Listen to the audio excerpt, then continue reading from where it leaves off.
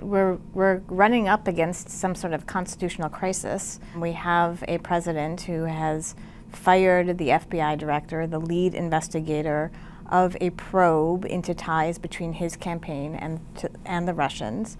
There is at least a real risk that this was done because of the fact that the criminal investigation was getting too close to Trump and his associates, and that is a big deal.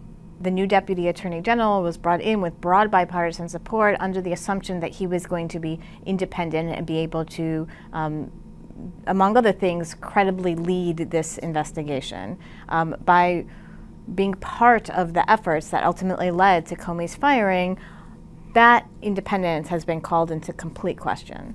And so it's absolutely essential at this point that there be appointed a special prosecutor, and not just that there's a special prosecutor appointed, but that special prosecutor is given full and complete independence from the other elements of the Justice Department to run his investigation and to have direct communications with the FBI and make independent decisions about what to do with whatever evidence the FBI uncovers. I think to the extent that the decision to remove Mr. Comey was made with the purpose of tamping down the investigation in response to the fact that just a few days earlier, Mr. Comey asked for more money to continue the investigation. So to the extent that there's an effort to kind of send the message and actually actively tamp down the investigation, that's clearly falls within the realm of obstruction of justice.